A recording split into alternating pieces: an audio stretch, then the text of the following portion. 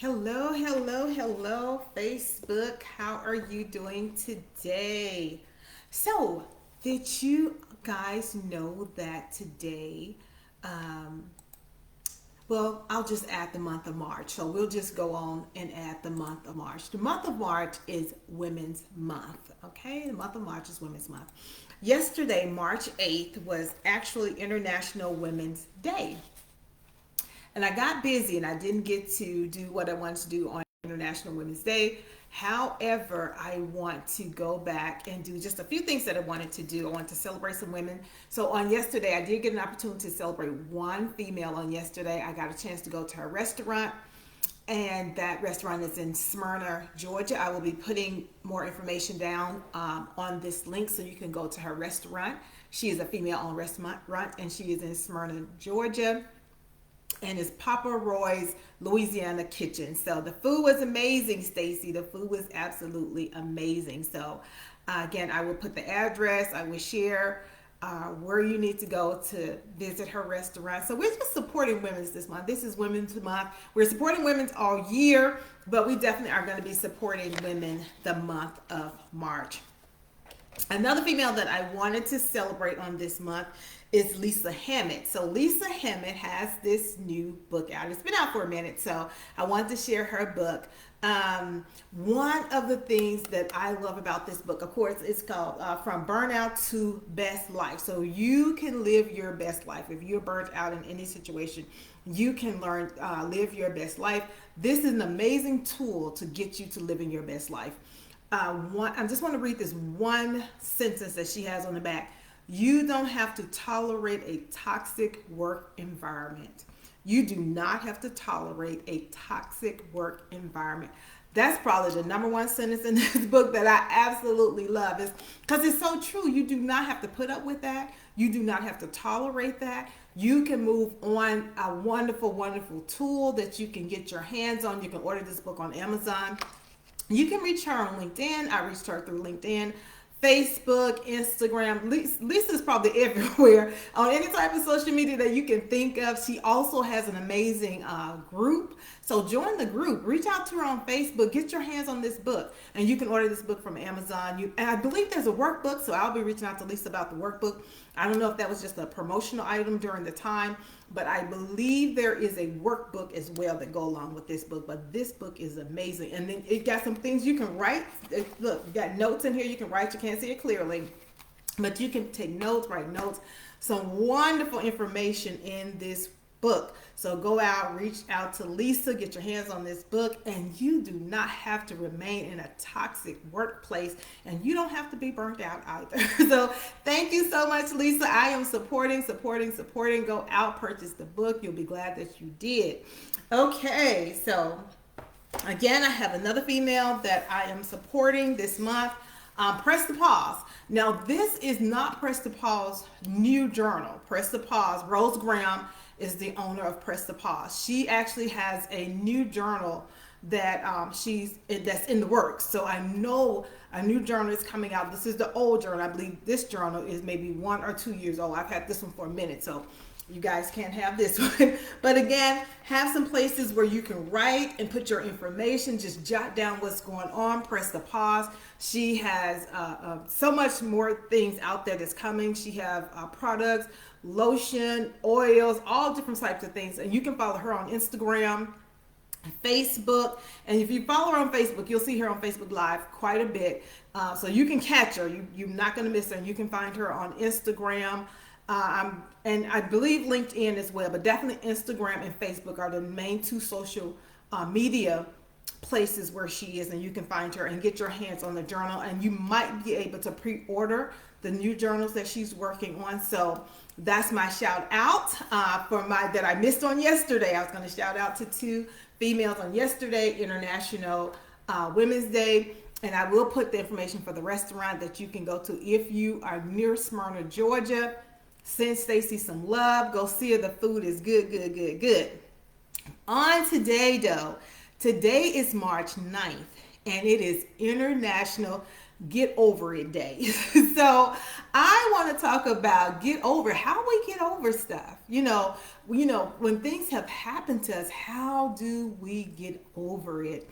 So that's what I want to talk about today is getting over it. I didn't even know that March 9th was a get over it day, but being intentional for the month of March. So that means I'm paying attention. So a couple of different things have happened. I know March 4th was National Pound Cake Day. I purposely did not get on here and support National Pound Cake Day because I'm trying to lose some weight.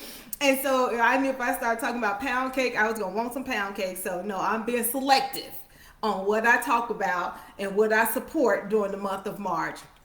And I am very supportive of Get Over It Day. So let's talk biblical about how we get over stuff. And so I was reading Psalms 55 verses 12 and 13. So just when you get a minute, go back and read it. In this chapter, in this discussion, David was pouring out his heart to God. In Psalms, he was pouring out his heart to God because he had been betrayed. So I'm just going to give you a brief history, just a little sum it up. David's son had been offended. So David's son was offended because his sister had been attacked. And David being the king and David being the father, in the son's eyes, he didn't do anything. My sister has been attacked. Not only has she been attacked, it's our half brother that has attacked her, and you're not going to say anything, and you're not going to do anything. And so the son got offended. And once the son got offended, he began to turn David's kingdom against him. So he was partnering with people and telling the people, about David and talking against David. And we know how that is. We all have gone through. We probably got stories and stories and stories that we can tell how we've had maybe one family member had an issue with us, and all of a sudden you go to the family reunion and everybody know what happened. Everybody got their own version, and as the story got told, the story got changed. We know how that is. And that's how David was, so this one family member is turning the whole family, and in David's sense is the whole kingdom, against his father. Not just the king, but this against his father. And we can imagine what that's like. You have children, and all of a sudden I raised you, I clothed you, I've given you money, I've done things for you, and you are the one that's going to talk about me and put me down. I see it so many times where mothers and daughters and fathers and sons and mother and sons and all these people are battling and fighting and talking about each other and talking against each other. And it's a heartbreak. I'm sure it is. It's a horrible place. I can't even imagine what that looked like. And in David's case, David was able to deal with that. He probably understood why his son was upset with him. He figured that out. I know why you upset with me. I didn't handle a situation that you thought I should have handled the way you thought I should handle it. And David didn't handle it like that, because not only was he the father, he was also the king. So he handled it in a way that the son didn't agree with. That wasn't necessarily the problem. Again, he's dealing with that. The problem is when David's advisor turns against him. The word gets back to David. Your advisor has turned against you. And it's one thing when the advisor have an issue with you, or that friend have an issue with you, or that spouse or that family member have an issue with you, and they saying something to you. It's a different place when that person partners with another person, or partners with your enemy, or partners with someone that have an issue with you, and you both know this third person has an issue with me, and now you two, my friend, my spouse, my child, my neighbor, my boss, my manager, you and this person turned against me. So David was devastated because he had a relationship with his advisor. This person had advised him, and I'm sure he had shared some of his most delicate secrets in those places and things that he wouldn't share with no one else. He had shared with his advisor. And not only that, he had taken this person's advice. So the problem isn't that he found out. I'm sure the problem was also, how long? How long have you been talking about me? How long have you been against me? How long have you been smiling in my face and stabbing me in the back at the same time? How long has this been going on?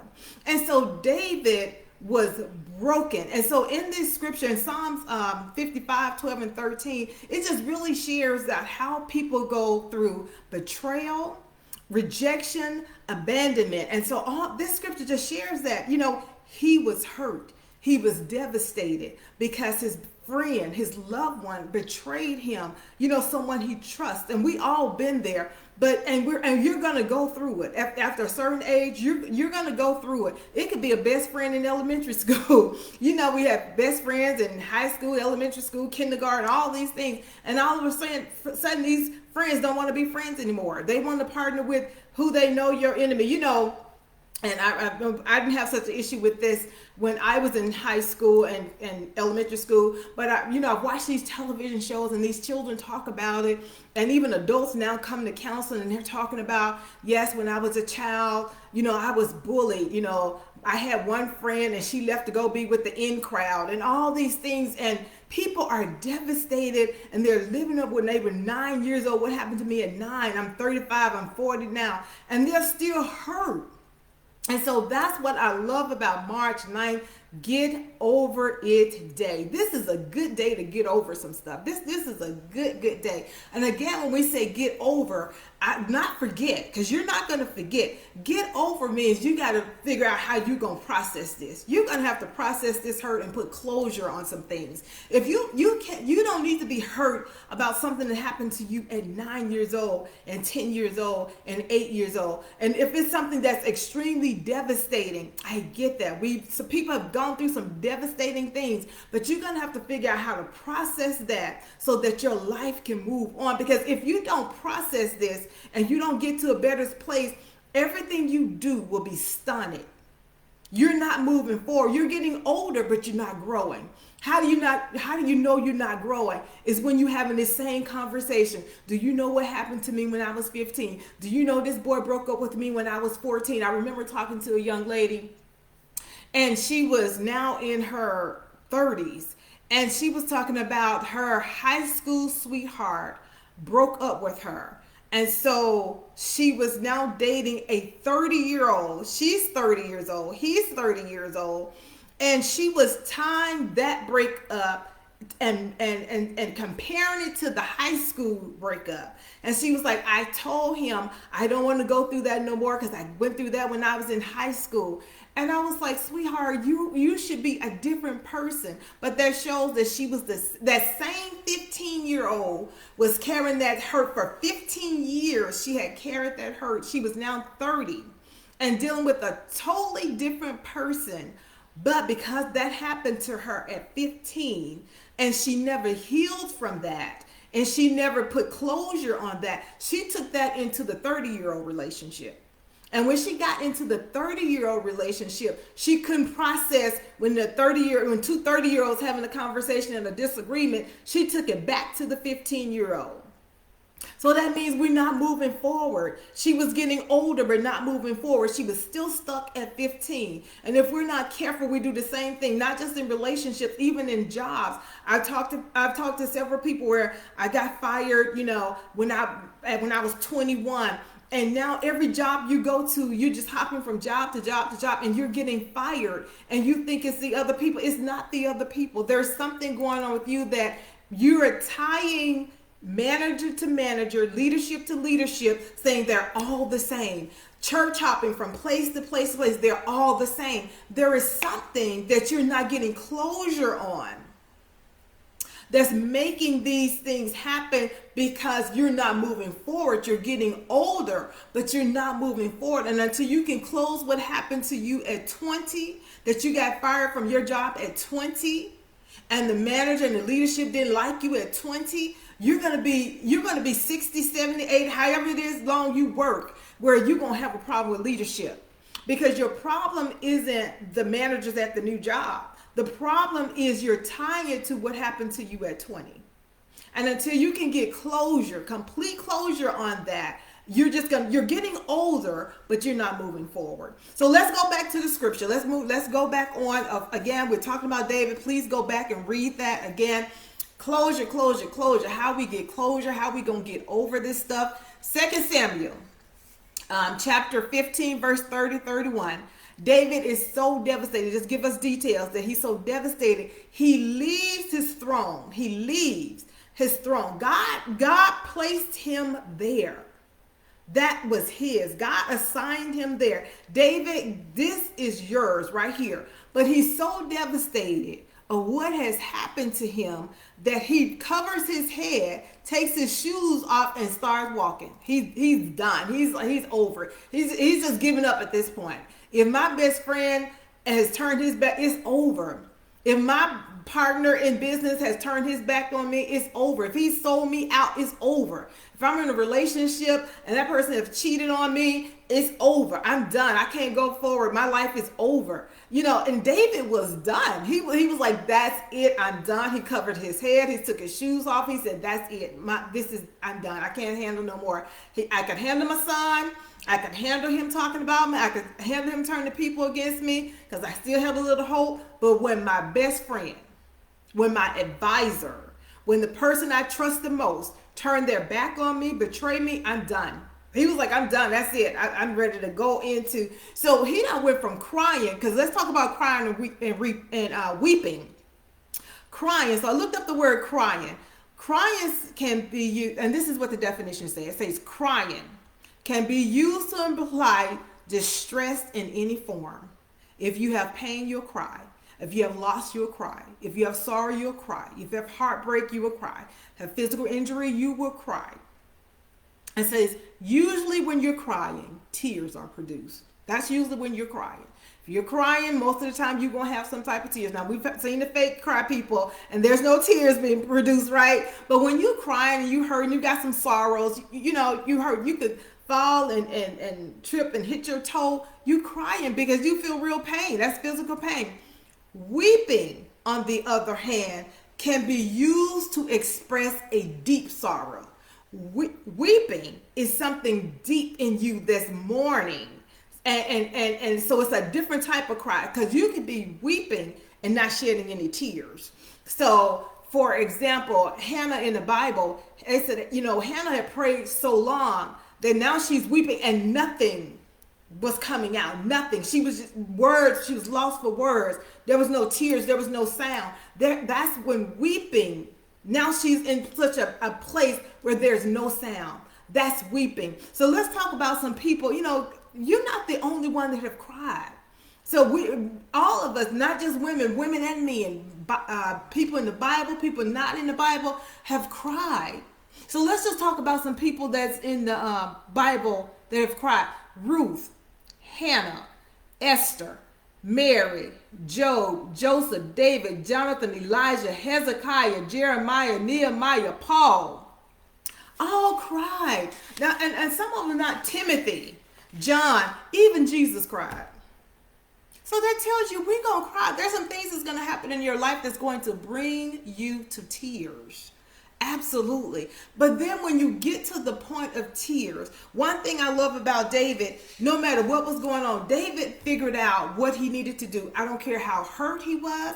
I don't care how defeated it looked. David knew exactly what to do. And that's what we got to know is when you hurt, when you defeated, when you've been devastated, you've been betrayed and all this, you got to know what to do. And this is what David did. David would always turn back to God. So notice when in Psalm 55, David is he's talking to God. He's talking to God. And he's telling him, and he's being 100% truthful. A lot of times we're talking to God or we're talking to other people and we're not being truthful. We're not talking about how hurt we really are. We're just talking about the little shallow stuff. But when you get serious and you want to be healed, you got to tell the real truth. I'm hurt. I'm devastated. This took everything out of me. David said, I'm done. David left his throne. He was absolutely done. It was over. He was like, you can have it. Y'all want it. Y'all can absolutely have it. The problem with David giving the throne up is the assignment wasn't for David's son. David's son was like, I can do this better than you can do this. Let me show you I can do this better. But the assignment wasn't his. The throne didn't belong to him. The throne belonged to David because God gave him that. And notice when David left and he was crying, The people that was tied to David left with him, and they were crying. And that's what happened. And that's what you need to recognize is, this the hurt and the pain is keeping you in a place. It's keeping you stuck. It's keeping you trapped. If you're saying this person hurt me, I'm never going to forgive them, I'm never going to get over, they're not trapped. They're probably moving on and going on. It's you that's trapped. So the things that's tied to you are also trapped and also stuck. These people were crying. They were David. They walking up the hill. They done shut down. They did the same thing he did. They shut down. They done covered their head. Took shoes off. They doing the exact same thing. And just think, you got children that's depending on you. You have workers, you have co-workers that's depending on you. They need you to come to work strong and whole. And you've let a manager break you down. You've let a supervisor, a job break you down. And now you're going to work and you're in a wreck. And you're complaining and you're sitting there, I'm not going to say anything to anybody. I'm not going to talk to anybody today. Don't ask me any questions. I'm not going to help anybody. God sent someone there.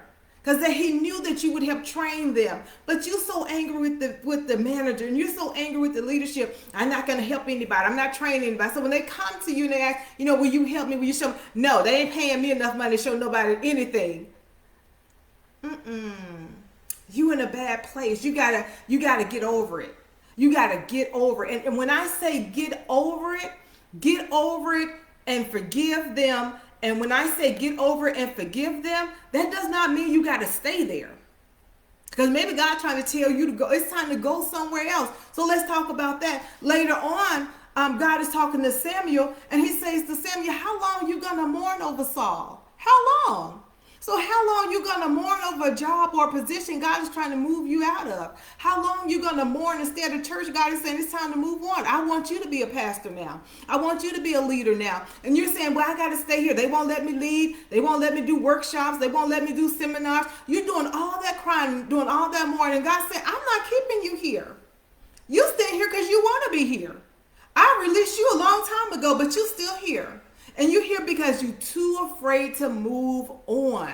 You're too afraid to let it go. And how let me help you understand how you haven't gotten over it. You can say with all your mouth, with all your voice, and all your might, I've gotten over it now. I done prayed, God done took me to another place. No, you haven't gotten over it. Why? Because it's as fresh conversation as it was yesterday. The conversation is just as fresh. You'll start talking to someone and immediately you go back to that place. Oh yes, I remember when I was at this job and I was supposed to be the manager and they demoted me and let somebody else go. Why? Because that's still a fresh assignment. That's still fresh in your mind. It's playing over and over and over and you're remembering. And every time you remember, guess what happened? Those same feelings come back. And so it gets stronger and gets stronger. So I just want to give you some tools. It's getting late in the hour, and I don't want to be on here long.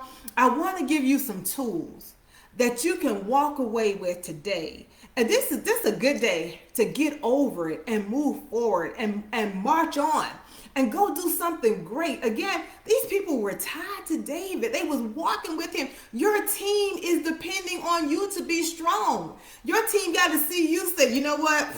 That didn't go over well. That project failed, but let's move on. We got some more projects. Everybody can't be sitting around crying that the project didn't go over well. Everybody can't cry that the fundraiser was a flop. Somebody got to be strong, and usually that somebody got to be the leadership. You're the leader.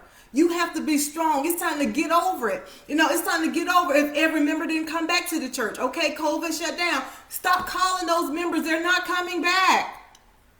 Do something different. Get over it. Stop calling people that didn't come back to work for you. Get over it. Do something different. The team didn't show up. That team is over. Rebuild, redo, and get over it and stop talking about it. So let me give you some tools. How do you get over it? How do I move forward? Bernadette, tell me what to do. Okay, I'm glad you asked. Number one, don't dwell on it anymore. So when it comes to your mind, when that thought comes, say, you know what? He left me. It's okay. Yes, stop. Again, I believe in putting the hand up. Put the hand up. Say, stop. I set him free. Let him go on. I stop. If the thought comes, she left me. Set her free. Let her go on. She not gonna be the first person that left you. He not gonna be the last person that left you. Okay, you got left, whatever. It's time to move on. And the Bible says it's all gonna work out for your good. It's gonna work out for your good. It's not gonna be the first thing that left you. It's not gonna be the first thing that ran off. It's not gonna be the last thing. But it's gonna work out for your good. I promise you, if you just keep living and don't dwell on that anymore, it's going to work out for your good. And number 2, find something to do. You know, the mind is the devil's, idle mind is the devil's workshop. As long as your mind is idle and you don't have anything to do, you get up every morning, I'm just going to my 9 to 5, and you get there, you do the exact same thing on the 9 to 5, your mind isn't being creative. If you're a business owner and you're not coming up with any fresh ideas and new ideas, then you don't have enough to do. You need to find something to do. Keep your hand busy. If your hands are busy, your mind will be busy. I don't care, knit, paint, glue, tape. Find something new to do and keep yourself doing something so that those thoughts don't keep coming back and you're playing them over and over. Number 3, stop talking about it. Stop talking about it. When someone want to come and ask you a question, well, what happened? That's not open for discussion. I don't want to talk about that anymore. Well, did you get fired from another job? I don't want to talk about that anymore. You got divorced? I don't want to talk about that today. Not today. You didn't get the house? I don't want to talk about that today. You didn't get the car? They repoed your car? I do not want to talk about that today. Stop talking about the past and live in the now. Stop talking about the hurt because you're giving power to it. Every time it happens, you're giving power to it.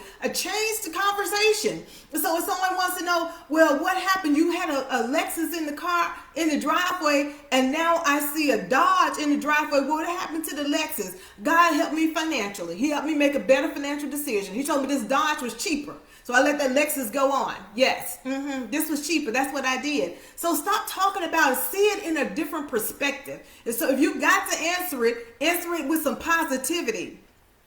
Number 4, stop wasting time on the what ifs. You know how we do. Especially if we're talking about relationships. If we're talking about relationships, we what if stuff to death. Well, maybe I should have said this, and maybe I should have said that, and maybe if I had did this, and if I had did, I don't care what you do. If you have a spouse, and this is one of the biggest things that always come up when I'm talking to people is pornography. If he is into pornography, there is nothing you can do. That's a decision he has to make. Male, if she is into pornography, that's a decision she has to make. There's nothing you can fix about that, okay? You can pray, but you can't change a person. That person has to make a conscious decision. If that's where they want their affair to be, that's what it's going to be. So you're going to have to make a conscious decision. Don't what if yourself to death. Don't sit and what if, well, what if I would have did this? What if I would have paid more bills? And what if I would have wore this? And what if you mistaken. And you are playing yourself. And that's the trick of the enemy, trying to play with your mind. Do not allow him to play with your mind on what if. Well, what if I would have showed up and worked 14 hours a day instead of 15 hours a day and 16 hours? No. That boss, they still would have fired you because that's not where you were supposed to be. So don't what if these things to death. Let that go. Set that free. Number 5, stop playing it over in your mind over and over. You know how we do sometimes. I've been guilty of this. So this is how I know how to talk about it. You laying in the bed, you're supposed to be at peace, and it's just playing over in your mind over and over and over. It's like a video. You just see it passing by, and you're just watching it over and over. And what happens is you're not playing the video. You're talking to people that allow them to come back and play the video. Put a stop to the person that's talking to you, and that'll help put a stop to the video. So don't keep laying in the bed playing. So don't even get in the bed. If that's happening to you and is that fresh in your mind, don't get in the bed until you're ready to go to sleep. Don't even get into bed until you're ready to go to sleep. So if you just had a fresh breakup, just got fired from your job, just quit, whatever the situation is, then don't go to bed. If that's where you're being attacked by the enemies, when you get into bed, you're just laying and you're just playing it, processing it over and over. Don't get into bed until it's time for you to actually fall asleep. By the time you get into bed, it's all you can do to get into bed and make it to the pillow, okay? That's when you go to bed, okay? Number 6. Call the situation to an end. We have to call things to an end. So, and what do I mean by call things to an end? When there's a situation and there are things that's playing in your mind over and over, you have to do it just like any other bad relationship. That's enough. I've had it. That's it. I'm not doing that anymore. If you ever quit a job, if you ever left a job, you got to the point where you had enough. You was like, that's it. I'm not going back. Even if you second guessed it, you was like, I'm not going back. I remember being on a contract. I remember being on this contract, and it was more than I wanted to do. And I was just like, when I told them I would take the contract, it was, 1, 2, 3, 4, 5. But when I got on the contract, they was trying to add 9, 10, 11, 12, and 13. And I said, this is not going to be a good fit for me. I'm not going to be able to do this contract. So I was going through trying to find the agreement. What was in the agreement? What had I signed? What had I not signed? And my agreement did not line up with what they were asking me to do. And so I called that to an end. I said, this is your 2 weeks notice. Get you another consultant. This is not going to work out for me. And when it came back, at the end, everybody was remorseful. We're talking and we're chatting, and they were like, well, maybe we could do this, maybe we could do that. But at the end of the day, it was all still going to come back to, but we still need you to do this. And that was more than I wanted to do on a contract. So guess what? I said, no, this is not going to be a good fit for me. I didn't care about the dollar amount. I didn't care about the hour. I didn't care about anything they was trying to promise. I knew what it was going to be. I knew what was going to be added to it, and it was going to change the dynamics of the contract. And I said, it's not going to be a good fit for me. No, I'm going to call that to an end. And that's how we have to be. I've had to call several relationships to an end, mental relationships to an end, physical relationships, and business, work relationships. You have to call things to an end and say, this it.